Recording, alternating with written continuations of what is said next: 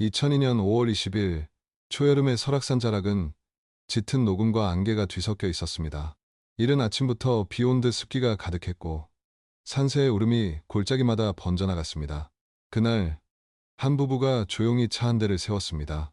남편 박성훈 35, 중견건설사 현장 소장, 묵직한 체격에 검게 그을린 얼굴, 늘 숫자와 일정 속에 살아온 사람이었습니다. 감정 표현은 서툴렀지만 책임감 하나로 살아온 누가 봐도 믿음직스러운 남편이었죠. 아내 한유진 32 초등학교 미술교사, 키 163 심의의 단아한 체형, 단발머리에 맑은 피부, 그리고 무엇보다 임신 6개월의 엄마였습니다. 학교에선 아이들에게 유진 선생님이라 불리며 언제나 웃는 얼굴로 그림을 가르치던 사람이었죠. 그녀에게 이번 여행은 태어나지 않은 아이와의 마지막 여행이자 남편과의 작은 쉼표였습니다. 오후 5시쯤 두 사람은 설악산 자락의 소규모 캠핑장에 도착했습니다. 당시엔 스마트폰도 없고 문자 한 통에 50원이던 시절, 차 안엔 지도책, 접이식 랜턴, 그리고 작은 카세트 플레이어 하나가 전부였습니다. 그들은 늘 하던 대로 나무 아래 텐트를 쳤고 식기와 침낭을 정리한 뒤 간단히 저녁을 먹었습니다. 요즘은 아기 때문에 잘 못 쉬었죠? 성훈이 물었습니다. 괜찮아요. 산냄새만 맡아도 속이 편해요. 유진은 미소 지었지만 그 미소엔 왠지 모를 피로가 묻어 있었습니다. 그날 밤 바람이 바뀌기 시작했습니다. 자정 무렵 유진이 잠에서 깼습니다. 여보, 들려요? 저기서 무슨 소리 나요? 성우는 귀를 기울였지만 아무것도 들리지 않았습니다. 바람이 나뭇잎을 치는 소리겠죠. 자요. 그는 다시 이불을 덮었지만 유진은 한참 동안 눈을 감지 못했습니다. 어딘가에서 정말로 누군가의 목소리가 들리는 듯했거든요. 다음날 새벽 5시 유진은 속이 메스꺼워 소화제를 찾았습니다. 성우는 차를 몰고 산 아래 약국으로 향했습니다. 왕복 1시간 남짓이면 다녀올 거리였죠. 그때까지만 해도 모든 것이 평온했습니다. 오전 11시경 성우는 약봉지를 들고 텐트로 돌아왔습니다. 하지만 캠핑장 입구에서부터 이상한 기운이 느껴졌습니다. 새소리도 사람 소리도 아무것도 들리지 않았습니다. 그가 천천히 텐트 앞으로 다가갔을 때 그 안에는 접혀있는 담요와 반쯤 비워진 물통만이 있었습니다. 지갑, 휴대폰, 옷까지 심지어 유진이 늘 가지고 다니던 작은 스케치북까지 그대로였습니다. 단지 사람만 사라졌습니다. 그 흔적만이 너무 완벽하게 멈춰 있었습니다. 유진아, 그는 숲속으로 뛰어들며 아내의 이름을 불렀습니다. 목이 터져라 외쳤지만 대답은 돌아오지 않았습니다. 캠핑장 관리소, 화장실, 주변 등산로 어디에도 그녀는 없었습니다. 오후 2시 그는 경찰에 신고했습니다. 임신 6달 된 아내가 사라졌습니다. 경찰은 오후 3시경 현장에 도착했습니다. 텐트 주변엔 발자국조차 희미했고 몸싸움의 흔적도 외부 침입의 흔적도 없었습니다. 마치 누군가 잠시 자리를 비운 듯 모든 게 질서정연하게 정리되어 있었습니다. 그날 밤 산 전체가 수색 조명으로 물들었습니다. 수색견, 구조대, 헬기 가능한 모든 인력이 투입됐지만 단 하나의 흔적도 발견되지 않았습니다. 며칠 뒤 사건은 짧은 기사 한 줄로 세상에 나왔습니다. 설악산 캠핑장서 임신 무실종, 산악사고 추정. 그 문장은 이내 다른 뉴스들에 묻혀 사라졌습니다. 그러나 남편 박성훈에게는 그날이 시간이 멈춘 날이었습니다. 그는 회사를 그만두고 매년 같은 날 같은 산으로 올라갔습니다. 그리고 그로부터 정확히 10년 뒤 한 등산객의 신고 전화 한 통이 모든 것을 바꿔놓게 됩니다. 2012년 10월 13일 토요일 오후 가을의 설악산은 이미 절정의 붉은색으로 물들어 있었습니다. 그날 프리랜서 사진작가 윤지은 29은 단풍을 촬영하기 위해 빛한방 구역 가까이까지 들어가 있었습니다. 지은은 호기심이 많은 사람이었습니다. 정해진 길만 걷기보다는 남들이 잘 찾지 않는 길 끝에서 사진을 찍는 걸 좋아했죠. 하지만 그날의 발걸음은 그녀 자신도 몰랐던 방향으로 향하고 있었습니다. 오후 3시쯤 지은은 낙엽에 덮인 산길을 지나던 중 나무 사이로 반쯤 묻힌 이상한 형체를 발견했습니다. 처음엔 버려진 천조각인 줄 알았습니다. 하지만 가까이 다가가자 그것이 오래된 2인용 텐트임을 알아차렸습니다. 녹색과 주황색이 섞인 천은 바래고 찢어져 있었지만 모양은 여전히 남아 있었습니다. 텐트 주변엔 낙엽이 두껍게 쌓여 있었고 이끼가 줄기마다 번져 있었습니다.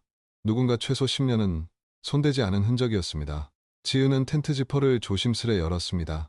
그리고 안을 들여다보는 순간 숨이 멎는 듯한 느낌이 들었습니다.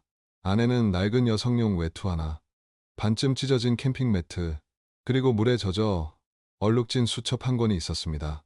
그 수첩의 표지엔 희미하게 숫자가 적혀 있었습니다. 2002, 5, 20, 10년 전의 날짜였습니다.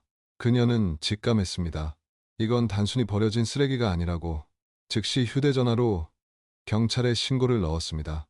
설악산 비탄방 지역인데요. 낡은 텐트 하나가 있습니다. 안에 오래된 물건들이 있어요. 신고를 받은 강원경찰청 산악수사팀은 오후 오시경 현장에 도착했습니다. 태양은 이미 산 너머로 넘어가고 있었고 공기는 서늘했습니다.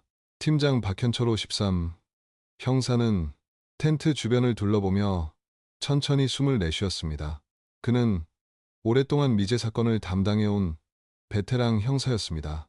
10년 전 설악산 임신부 실종 사건, 그 역시 그때 수색 현장에 있던 사람 중 하나였습니다. 이 텐트, 낯이 익은데 박 형사는 작은 목소리로 중얼거렸습니다. 현장 감식이 시작됐습니다. 오래된 천조각과 외투에서 머리카락 2가닥, 그리고 수첩에서 희미한 지문이 채취되었습니다. 모든 유품은 즉시 국립과학수사연구원으로 이송되었습니다. 감식 결과는 이틀 뒤 나왔습니다. 외투의 섬유와 머리카락, 수첩의 지문 모두 2002년 5월 실종된 한유진의 것으로 확인되었습니다. 10년 전 텐트 속에서 사라졌던 여자의 이름이 다시 경찰 기록 위로 올라온 순간이었습니다. 박 형사는 오래된 사건 파일을 꺼내 들었습니다. 낡은 서류 봉투, 바랜 사진, 그리고 산악사고 추정이라는 짧은 메모. 그는 잠시 눈을 감고 그날의 기억을 떠올렸습니다. 흙냄새, 안개, 그리고 울먹이던 남편의 목소리까지. 10년이 흘렀지만 그는 아직 그날의 공기를 잊지 못하고 있었습니다. 다시 시작해야겠군. 박 형사는 조용히 중얼거렸습니다.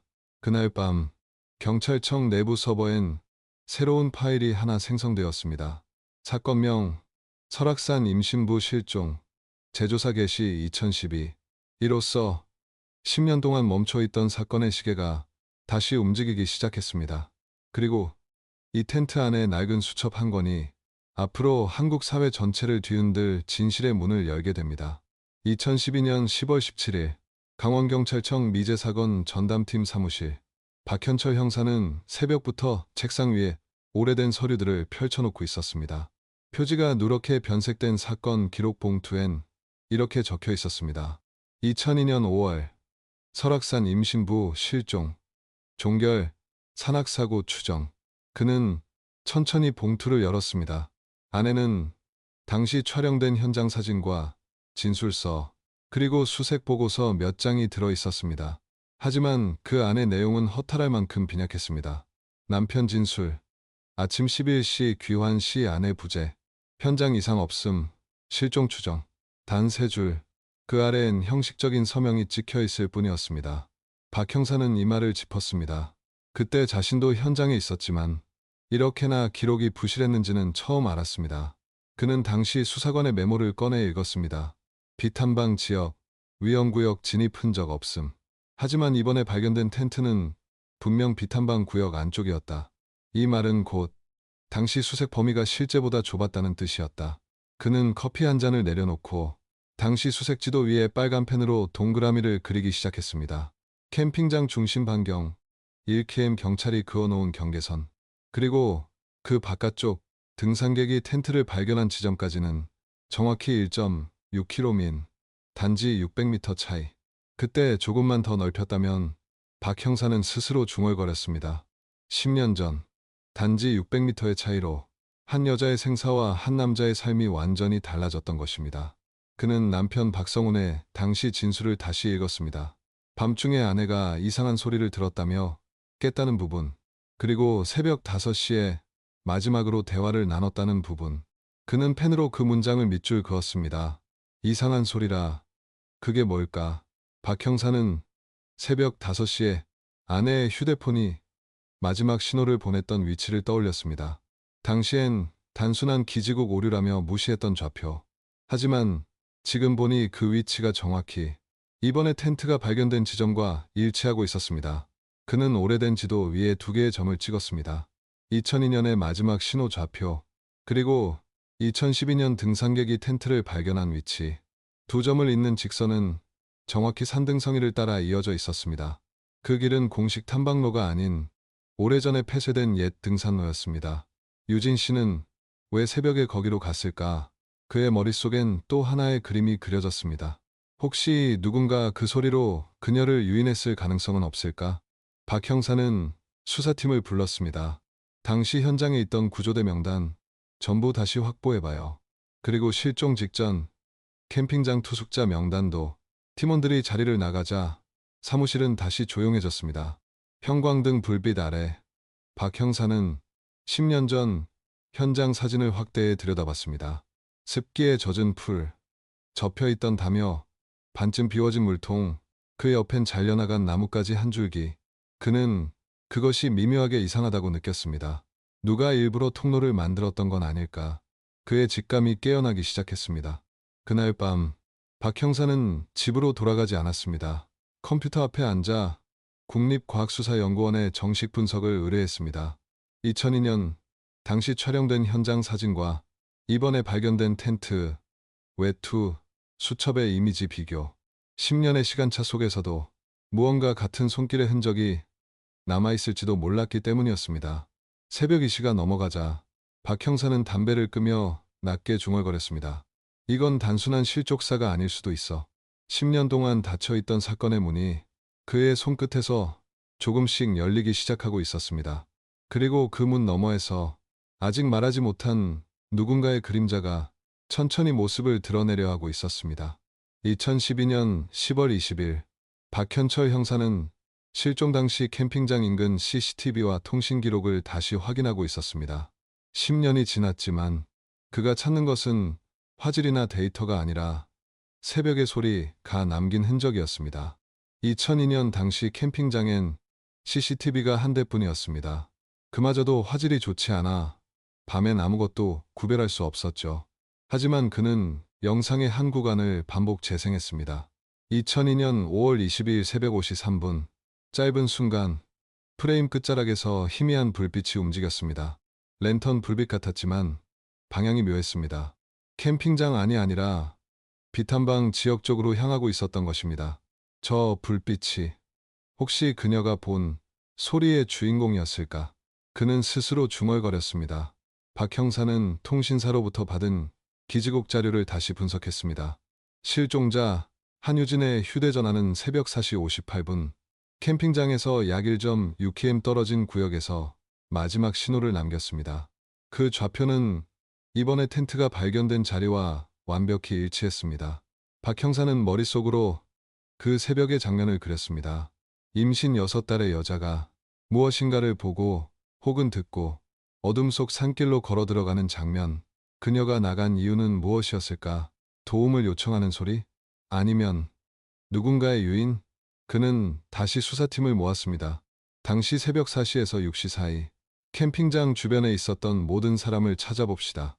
관광객, 상인, 관리인, 등산객. 기록이 남아있지 않아도 괜찮아요. 입으로 기억하는 사람이라도 찾아야 해요. 며칠이 흘렀습니다. 하지만 뚜렷한 진전은 없었습니다. 그때 오래된 자료 속에서 캠핑장 야간 관리자 이름 하나가 눈에 들어왔습니다. 이철호 2001, 2003년 근무. 박 형사는 즉시 그를 찾아갔습니다. 지금은 은퇴해 서울 외곽의 작은 원룸에서 홀로 지내고 있었습니다. 형사님, 그 사건 아직도 하는군요. 이철호는 놀라면서도 어딘가 죄책감 어린 눈빛을 보였습니다. 당시 새벽에 이상한 소리 들은 적 있으십니까? 박 형사의 질문에 이철호는 잠시 침묵했습니다. 그리고 낮은 목소리로 답했습니다. 예, 있었죠. 그날 새벽 산 쪽에서 여자가 소리 지르는 걸 들었어요. 도와달라는 소리 같기도 했고 아주 짧았어요. 한 번뿐이었어요. 박 형사의 눈이 번쩍였습니다. 그 얘기를 왜 그땐 하지 않으셨습니까? 이철호는 고개를 숙였습니다. 그땐 내가 술을 마시고 있었거든요. 근무 중이었는데 신고했다가 혼날까봐 그냥 넘겼어요. 근데 그 다음날 여자가 사라졌다는 얘기를 듣고 그제야 등골이 오싹했죠. 그는 손을 덜덜 떨며 말을 이었습니다. 그 소리, 사람 목소리였습니다. 멀리서 울려왔지만 확실히 여자의 목소리였어요. 박 형사는 그 말을 메모하며 깊은 한숨을 내쉬었습니다. 10년 전 그 새벽, 분명 누군가의 도움이 필요했던 목소리가 존재했던 것입니다. 그리고 그 소리를 들은 사람이 있었지만 그 누구도 신고하지 않았습니다. 그날 밤, 박 형사는 산악지도 위에 작은 핀을 하나 꽂았습니다. 2초로 청취 위치, 그리고 또 하나, 비명 추정 방향. 두 점을 선으로 이으면 바로 이번에 발견된 텐트의 위치와 거의 일치했습니다. 그녀는 그 소리를 따라 나간 거야. 그는 낮게 중얼거렸습니다. 사건의 방향이 조금씩 윤곽을 드러내고 있었습니다. 이제 남은 건 그 소리를 낸 사람이 누구였는가 하는 문제였습니다. 며칠 뒤 강원경찰청 홈페이지 제보 게시판에 이상한 글 하나가 올라왔습니다. 그날 새벽 그 근처에 있었습니다. 오래전 일이라 망설였지만 이제 말해야 할 것 같습니다. 작성자는 이름을 밝히지 않았습니다. 단지 한 줄만 남겼습니다. 그 소리. 분명 누군가 있었어요. 박현철 형사는 즉시 그 글의 IP 추적을 요청했습니다. 수사는 이제 완전히 새로운 국면으로 접어들고 있었습니다. 그리고 그가 알지 못한 사이 10년 전 그 새벽에 들렸던 한 줄기 비명은 다시 한번 세상 위로 떠오르고 있었습니다. 2012년 10월 24일 오전 강원경찰청 사이버수사팀의 보고서 한 장이 박현철 형사의 책상 위에 올려졌습니다. 익명 제보자의 IP 추적 결과 강원도 인제군 서화면 소재 한 주택에서 접속 확인. 박 형사는 즉시 팀을 꾸려 현장으로 향했습니다. 그가 도착했을 때 마을은 조용했습니다. 가을 바람에 낙엽이 흩날리고 먼 산자락은 뿌옇게 가려져 있었죠. 낡은 양철 지붕에 집 문을 두드리자 한 남자가 문틈을 통해 얼굴을 내밀었습니다. 50대 중반쯤 되어 보였고 거칠게 그을린 피부에 수염이 듬성듬성 나 있었습니다. 최동석 씨 맞습니까? 박 형사가 물었습니다. 남자는 잠시 머뭇거리더니 고개를 끄덕였습니다. 인터넷에 글 올리신 분이죠? 그날 새벽 그 근처에 있었다고요. 그 말에 남자의 어깨가 미세하게 떨렸습니다. 그는 문을 열며 조용히 말했습니다. 들어오시죠. 이 얘기 언젠간 해야 할 것 같았어요. 낡은 집 안은 어둑했습니다. 벽에는 오래된 등산 사진이 걸려 있었고 거실 한켠엔 먼지 쌓인 카메라 삼각대가 세워져 있었습니다. 2002년 5월 22일 새벽 나는 설악산 계곡 아래서 낚시를 하고 있었습니다. 그는 담배를 길게 빨며 말을 꺼냈습니다. 그때 위쪽에서 여자의 비명 같은 소리가 들렸어요. 처음엔 새소리인 줄 알았죠. 하지만 다시 들리니까 분명 사람이었습니다. 박 형사는 메모를 시작했습니다. 몇 시쯤이었습니까? 해가 뜨기 전이었어요. 아마 6시가 조금 안 됐을 겁니다. 그 소리 어느 방향에서 났습니까? 계곡 위쪽 절벽 방향이요. 그쪽은 일반 등산로가 아니었어요. 그날따라 산이 이상하게 조용했어요.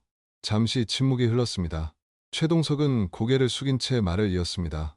그리고 조금 뒤였죠. 위에서 한 남자가 내려오는 걸 봤습니다. 박 형사의 펜 끝이 멈췄습니다. 남자요? 예, 중년쯤 돼 보였어요. 키는 한 170 정도, 체격은 약간 통통했고 얼굴이 창백했어요.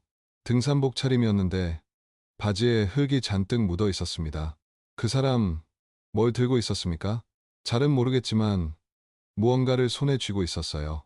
작은 천 같은 거요. 아마 수건이나 옷 조각 같았습니다. 박 형사는 숨을 고르며 물었습니다. 그 사람 눈이 마주쳤습니까? 예. 순간 눈이 마주쳤는데 그 눈빛이 뭔가 두려웠어요. 겁을 먹은 사람 같았어요. 박 형사의 심장이 세차게 뛰기 시작했습니다. 그는 조심스럽게 물었습니다. 그 남자, 그 후엔 어떻게 했죠? 말없이 아래로 내려갔어요. 그리고 금세 사라졌습니다. 그때 신고를 했어야 했는데 그땐 그냥 무서워서 못했어요. 최동석의 손이 덜덜 떨렸습니다. 그날 이후로 그 얼굴이 잊히지 않아요. 밤마다 생각납니다. 그래서 글을 올린 겁니다. 박 형사는 그의 진술을 모두 기록한 뒤 국립과학수사연구원에 몽타주 제작을 요청했습니다. 최동석이 묘사한 얼굴, 그의 기억 속에 남은 공포의 시선을 바탕으로 한 그림이었습니다. 며칠 뒤 완성된 몽타주가 도착했습니다. 박 형사는 그림을 들고 한참 동안 바라봤습니다. 사진 속 남자는 낯설었습니다. 하지만 분명 남편 박성훈과는 전혀 다른 인물이었습니다. 키도, 체형도, 인상도 모두 달랐습니다. 그렇다면 그녀는 그 남자를 따라간 걸까? 박 형사는 중얼거렸습니다. 10년 전 새벽, 누군가의 비명과 함께 어딘가로 사라진 한유진. 그리고 그 주변에서 목격된 두 번째 사람. 모든 퍼즐 조각이 서서히 형태를 드러내고 있었습니다. 그러나 그 그림의 중심에는 아직 밝혀지지 않은 한 줄의 진실이 남아 있었습니다. 그날 새벽, 그 남자는 왜 산속을 내려오고 있었을까? 그리고 그가 손에 쥐고 있던 그 천조각은 도대체 무엇이었을까? 박현철 형사는 몽타주를 조용히 책상 위에 내려놓았습니다. 그의 눈빛은 어느새 굳게 얼어 있었습니다. 이제 진짜 시작이다. 2012년 11월 2일, 강원경찰청은 공식적으로 설악산 임신부 실종 사건 재수사를 발표했습니다. 그리고 같은 날 오후, 언론 브리핑을 통해 한 장의 몽타주가 공개됐습니다. 2002년 5월 22일 새벽, 비탄방 구역 근처에서 목격된 미상의 남성. 혹시 이 인물을 기억하신다면 제보 바랍니다. 사진 한 장이 보도된 순간 10년간 잊혀졌던 사건이 다시 세상의 한복판으로 떠올랐습니다. 인터넷 포털 메인에는 실시간 검색어 1위로 설악산 임신부 실종, 미확인 남성, 그리고 두 번째 사람이라는 단어가 올랐습니다. 시민들은 충격에 빠졌습니다. 그럼 그때 사고가 아니라 살인이었던 건가요? 그 남편은 억울했겠네요. 댓글들은 동정과 의심, 분노가 뒤섞인 채 쏟아졌습니다. 박현철 형사는 여론에 휩쓸리지 않으려 애썼습니다. 그는 조용히 사건의 뿌리를 더듬고 있었습니다. 이 남자는 도대체 누구인가? 며칠 후 한 통의 전화가 걸려왔습니다. 목소리는 낮고 조심스러웠습니다. 형사님, 그 얼굴 어디서 본 적 있습니다. 전화를 건 사람은 설악산 산림관리청에서 30년을 근무한 이병우 62씨였습니다. 그는 박 형사를 만나자마자 사진을 가리켰습니다. 이 사람 2002년 봄부터 여름 사이 산 근처에서 자주 봤습니다. 혼자 텐트 치고 살았어요. 불법 야영자였죠. 박 형사는 메모를 시작했습니다. 이름을 아십니까? 기억이 납니다. 자기 이름을 정민호라고 했어요. 서울에서 사업하다 망해서 내려왔다고 했죠. 그런데 말투가 이상했어요. 자꾸 누가 자기를 미행한다고. 박 형사의 눈이 좁아졌습니다. 그 사람, 그 이후엔요? 그 여름 이후로 못 봤습니다. 가을쯤엔 텐트만 남아 있었어요. 박 형사는 즉시 정민호의 신원을 조회했습니다. 주민등록은 이미 말소된 상태였습니다. 마지막 주소는 서울의 오래된 고시원. 그곳에서 경찰은 남겨진 짐 몇 상자를 찾아냈습니다. 낡은 옷가지, 녹슨 컵, 그리고 설악산 등산지도 한 장. 지도에는 빨간 볼펜으로 작은 동그라미가 그려져 있었습니다. 그 좌표는 바로 한유진의 텐트가 발견된 지점이었습니다. 10년 전부터 그곳을 알고 있었다는 건가? 박 형사는 숨을 죽였습니다. 국립과학수사연구원의 분석 결과 지도에 쓰인 볼펜의 잉크 성분은 2000년대 초반 제품으로 확인되었습니다. 그는 점점 확신이 들었습니다. 정민호, 그가 그날 산에 있었다. 경찰은 즉시 그의 행방을 추적했습니다. 의료보험 기록과 병원 진료 내역, 그리고 요양시설 등록자 명단까지 샅샅이 뒤졌습니다. 며칠 후 강원도 인제군의 한 요양병원에서 그의 이름을 찾아냈습니다. 정민호 씨는 2003년 2월부터 입원해 있었어요. 요양병원 관계자의 증언이 이어졌습니다. 정신질환 치료를 받았죠. 처음엔 악몽을 자주 꾸고 자다가 소리를 지르곤 했어요. 박 형사는 물었습니다. 무슨 소리를요? 항상 같은 말을 했답니다. 도와주려 했는데 떨어졌어. 그 말을 반복했어요. 그의 목소리는 떨리고 있었습니다. 처음엔 의미를 몰랐는데 이제 와서 생각해보니 그게 그 사건 얘기 아닐까요? 정민호는 2008년 간경화로 사망했습니다. 남은 가족도 친구도 없었습니다. 그의 인생은 조용히 사라졌지만 그가 남긴 말 몇 마디가 10년의 어둠을 비추는 작은 빛이 되었습니다. 박 형사는 요양병원을 나서며 하늘을 올려다봤습니다. 11월의 공기는 차가웠지만 그의 뇌리엔 오직 한 문장만이 맴돌았습니다. 도와주려 했는데 떨어졌어. 그 문장이 사고와 범죄의 경계를 흐리고 있었습니다. 정민호는 가해자였을까? 아니면 단지 공포에 질려 도망친 목격자였을까? 박 형사는 마음속으로 중얼거렸습니다. 그날 새벽, 진짜 무슨 일이 있었던 거지? 그리고 그는 다시 한번 결심했습니다. 다음 수색은 그 절벽 아래에서 시작하기로. 2013년 1월 7일 새벽, 하얀 눈이 산등성이를 덮고 있었습니다. 박현철 형사는 수색팀과 함께 설악산 비탄방 구역으로 향했습니다. 목표 지점은 정민호가 살았던 텐트 자리에서 남쪽으로 약 800m 떨어진 곳. 그곳은 낙석과 이끼로 덮인 급경사 절벽이었습니다. 10년 전, 임신한 여자가 홀로 내려올 수 없는 위험한 지역. 하지만 정민호의 진술과 기지국 기록, 그리고 최근의 제보를 종합하면 그녀가 마지막으로 머물렀던 곳은 바로 그 절벽 아래였습니다. 여기서 조심들 하세요. 눈 밟히면 흔적 못 봅니다. 박 형사의 목소리가 단단하게 울렸습니다. 수색대원들은 줄을 묶고 천천히 절벽 아래로 내려갔습니다. 한겨울의 바람은 칼처럼 차가웠고 바위 틈마다 눈발이 흩날렸습니다. 오전 9시 40분, 한 대원의 목소리가 무전기로 들려왔습니다. 팀장님, 여기 뭐가 있습니다. 나무 밑에 천조각 같습니다. 박 형사는 즉시 현장으로 내려갔습니다. 거기엔 반쯤 흙에 묻힌 작은 천조각이 있었습니다. 조심스레 파내자 그 아래에서 부서진 휴대폰 하나가 나왔습니다. 오래된 폴더폰. 번호 키패드엔 녹이 슬어 있었지만 형태는 그대로였습니다. 박 형사는 장갑을 벗고 그것을 조심스럽게 들어 올렸습니다. 바로 그 모델이 한유진이 실종 당시 사용하던 휴대폰이었습니다. 그 순간 근처를 수색하던 또 다른 대원이 소리쳤습니다. 여기요. 뭔가 뼈 같은 게 보여요. 그들은 삽대신 손으로 눈과 흙을 치웠습니다. 그리고 마침내 작고 희미한 인골 조각 하나가 모습을 드러냈습니다. 시간이 그 모든 걸 바꾸어 놓았지만 그 형태만큼은 분명 사람이었습니다. 현장은 곧 통제되었습니다. 국립과학수사연구원 감식반이 투입되어 모든 잔해와 물품을 수거했습니다. 절벽 아래에는 임산부용 신발 한 짝, 그리고 작은 목걸이 하나가 함께 발견되었습니다. 며칠 뒤 감식 결과가 도착했습니다. 인골의 DNA는 실종자 한유진과 완벽히 일치했습니다. 10년의 기다림이 끝나고 그녀는 마침내 돌아온 것이었습니다. 박 형사는 보고서를 내려놓고 한참 동안 눈을 감고 있었습니다. 그의 머릿속에는 정민호가 남긴 마지막 말이 떠올랐습니다. 도와주려 했는데 떨어졌어. 그 문장은 이제 명확해졌습니다. 그는 목격자였습니다. 그 새벽 한유진은 누군가의 소리를 듣고 어둠 속으로 나갔고 그녀를 본 정민호는 놀라 따라갔습니다. 그리고 순간의 실수로 그녀는 절벽 아래로 추락한 것입니다. 그러나 정민호는 신고 대신 도망쳤습니다. 두려움과 죄책감, 그것이 그의 삶을 무너뜨렸고 결국 요양병원에서 죄책감 속에 죽음을 맞이했던 것이었습니다.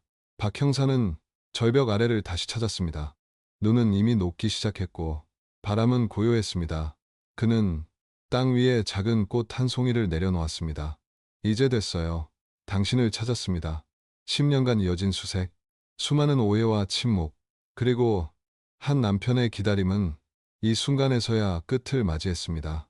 하지만 사건은 단지 개인의 비극으로 끝나지 않았습니다. 이 사건을 통해 경찰청은 산악 실종 수색 매뉴얼을 전면 개정했고 초기 대응과 통신 추적 시스템의 중요성이 전국적으로 재조명되었습니다. 그날 밤 박현철 형사는 보고서 마지막 장에 이렇게 적었습니다. 그녀의 죽음은 단순한 사고가 아니었다. 그것은 사회의 무관심이 만든 구조적 사고였다. 그 문장은 그가 30년 형사 인생 동안 단 한 번도 쓴 적 없던 고백이었습니다. 2013년 2월 2일 강원도 양양의 작은 장례식장, 하얀 국화꽃 사이로 한유진, 향년 32세라는 이름표가 붙어 있었습니다. 남편 박성호는 사진을 바라보며 말없이 서 있었습니다. 사진 속 아내는 여전히 미소 짓고 있었습니다. 시간이 그녀를 데려갔지만 그 미소만은 10년 전 그대로였습니다. 이제 정말 보내야 하는구나. 그는 낮게 중얼거렸습니다. 10년의 기다림은 그를 늙게 만들었습니다. 머리엔 흰머리가 섞였고 손등에는 굳은 살이 더 깊어졌습니다. 조문객은 많지 않았습니다. 경찰 관계자 몇 명, 실종자 가족 모임의 동료들, 그리고 박현철 형사. 형사는 조용히 다가와 그에게 인사를 건넸습니다. 긴 시간이었습니다. 이제 조금은 마음이 놓이시죠? 박성호는 미소 비슷한 걸 지으며 고개를 끄덕였습니다. 형사님 덕분입니다. 그런데 이상하죠. 진실을 알았는데 마음이 더 허합니다. 장례가 끝난 후 유진의 유골은 설악산이 보이는 한 납골당에 안치되었습니다. 박성호는 매년 그곳을 찾겠다고 다짐했습니다. 그의 일상은 다시 조용히 흘러가기 시작했습니다. 하지만 그에게 세상은 전과 달랐습니다. 사건을 통해 드러난 경찰의 부실 대응, 그리고 실종자 가족들이 겪는 고통이 사회적 이슈로 떠올랐습니다. 뉴스에는 연일 설악산 실종 사건이 남긴 과제라는 제목의 기사가 실렸습니다. 정부는 긴급 대책회의를 열었고 이듬해부터 골든타임 수색제가 전국적으로 도입되었습니다. 실종 신고 후 24시간 이내에 반드시 수색팀을 투입하고 통신사로부터 즉시 위치 정보를 제공받는 시스템이었습니다. 박성호는 그 변화를 바라보며 조용히 웃었습니다. 이제 누군가는 더 빨리 구해지겠지. 그의 눈가엔 눈물이 번졌습니다. 그는 실종자 가족 모임의 대표로 활동하기 시작했습니다. 비슷한 상처를 가진 사람들에게 손을 내밀며 말했습니다. 끝까지 포기하지 마세요. 진실은 기다리는 사람에게 반드시 돌아옵니다. 그의 경험은 수많은 가족에게 희망이 되었습니다. 실종 후 수년 만에 가족을 찾은 이들이 그에게 전화를 걸어 선생님 덕분에 버틸 수 있었습니다 라고 말하곤 했습니다. 그럴 때마다 그는 잠시 하늘을 올려다보았습니다. 유진아, 네가 한 일이야. 2015년 그는 아내의 이름을 딴 한유진 재단을 설립했습니다. 실종자 수색 기술과 구조 인력 양성을 지원하는 비영리 단체였습니다. 첫 사업은 스마트 신고 앱 개발이었습니다. 긴급 상황에서 단 한 번의 터치로 위치와 사진, 주변 소리를 전송하는 시스템이었죠. 그는 앱의 첫 번째 테스트 화면에 작은 문장을 남겼습니다. 당신의 신호는 누군가의 생명을 지킵니다. 사건의 진실은 비극이었지만 그로 인해 더 많은 생명이 지켜지고 있었습니다. 박성호는 그렇게 아내의 죽음을 누군가의 삶으로 바꾸는 일로 받아들였습니다. 2018년 재단은 전국 구조대와 협력하여 산악 실종 예방 매뉴얼을 완성했습니다. 그 첫 장엔 이런 문장이 적혀 있었습니다. 모든 실종은 한 사람의 삶과 연결되어 있다. 그날의 사건은 단지 한 부부의 비극이 아니라 한 사회가 변하는 시작점이었습니다. 시간은 다시 흘렀지만 박성훈의 마음속엔 여전히 그 새벽이 남아 있었습니다. 눈에 덮인 숲, 접혀있던 담요, 그리고 멈춰있던 물통. 그는 매년 5월 22일이면 설악산을 찾아 작은 국화 한 송이를 올려놓았습니다. 그리고 늘 같은 말을 했습니다. 유진아, 당신이 남긴 길을 사람들이 걷고 있어. 이젠 외롭지 않겠지. 산바람이 불어와 그의 어깨를 스쳤습니다. 그는 천천히 눈을 감았습니다. 10년의 기다림 끝에 그는 마침내 약속을 지켜냈습니다. 2022년 5월 22일 설악산 자락엔 늦은 봄비가 내리고 있었습니다. 비에 젖은 흙냄새 사이로 조용히 발자국 하나가 이어졌습니다. 그 발걸음의 주인공은 박성훈, 이제 60이 넘은 중년의 남자였습니다. 그는 여전히 해마다 같은 날, 같은 산길을 걸었습니다. 손에는 한 송이의 흰 국화, 그리고 주머니 속엔 낡은 폴더폰이 한 대 들어 있었습니다. 아직도 이걸 버리지 못했네요. 그는 미소를 지으며 중얼거렸습니다. 화면은 오래전에 꺼졌지만 그 안에는 아내의 마지막 사진 한 장이 남아 있었습니다. 서툰 각도로 찍힌 셀카 속 한유진은 부드럽게 웃고 있었습니다. 그는 납골당 앞에 꽃을 내려놓았습니다. 바람이 불어와 흰 꽃잎이 산 아래로 흘러갔습니다. 유진아, 이제 정말 고마워. 그의 목소리는 떨렸지만 단단했습니다. 그녀의 죽음은 오랫동안 그의 삶을 묶어두었지만 이제 그것은 누군가를 구하는 희생의 이름으로 남아 있었습니다. 그날 이후 세상은 조금씩 달라졌습니다. 2002년 한유진 실종 사건은 대한민국 실종 수색 시스템의 전환점이 되었습니다. 이 사건을 계기로 실종신고 24시간 이내 수색 의무제, 드론 감지 탐색 장비 도입, 통신사 실시간 위치 제공 시스템이 도입되었습니다. 지금은 전국의 모든 경찰서에 전문 구조팀과 심리 지원 요원이 상주합니다. 사람들은 더 이상 실종을 운명이라 부르지 않습니다. 그들은 말합니다. 이제는 구조가 체계가 된 시대다. 한유진 재단은 그 변화의 중심에서 여전히 활동하고 있습니다. 재단의 슬로건은 단순했습니다. 잊히지 않게 하는 것, 그것이 구하는 일이다. 이 문장은 박성훈이 직접 쓴 글귀였습니다. 그는 여전히 실종자 가족들의 편에 서 있습니다. 가끔 언론 인터뷰에서 이런 말을 합니다. 진실은 언젠가 돌아옵니다. 다만 그때 누군가 기다리고 있어야 합니다. 그의 말엔 10년의 고통이 담겨 있었지만 그 고통은 이제 희망의 언어로 바뀌었습니다. 한편 당시 수사를 맡았던 박현철 형사는 은퇴 후 강연자로 활동하고 있습니다. 그는 젊은 형사들에게 말합니다. 사건에는 범인보다 중요한 게 있다. 그건 끝까지 기억하는 사람이다. 그의 말에 학생들은 조용히 고개를 끄덕입니다. 그는 아직도 설악산에서 눈을 감았던 그날의 냄새를 기억하고 있습니다. 차가운 바람, 낡은 텐트, 그리고 한 남편의 울음소리, 그 모든 것이 그의 인생을 바꿔놓았습니다. 2022년 한유진 실종 20주기 기념 추모식이 열렸습니다. 전국 각지에서 수백 명이 찾아왔습니다. 그 중에는 구조대원, 기자, 학생, 그리고 실종자 가족들이 있었습니다. 그들은 모두 조용히 한 방향을 바라보았습니다.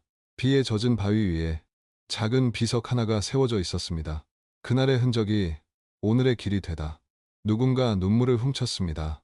또 다른 누군가는 손을 잡고 고개를 숙였습니다.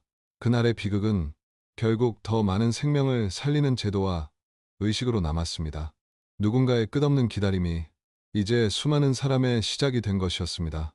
박성우는 조용히 하늘을 올려다봤습니다. 빗방울이 그의 얼굴을 타고 흘렀습니다. 그는 속삭였습니다. 유진아, 이제 정말 편히 쉬어. 당신의 이야기는 계속되고 있어. 카메라는 멀리서 그를 비췄습니다. 회색 하늘 아래 한 남자가 홀로 서 있었습니다. 그의 뒷모습 너머로 설악산의 능선이 희미하게 흩어지고 있었습니다. 그날의 흔적은 사라지지 않았습니다. 그것은 누군가의 가슴 속에서 여전히 살아 있었고 오늘도 또 다른 누군가를 향해 이렇게 말하고 있었습니다. 기억하는 한 사라지지 않는다.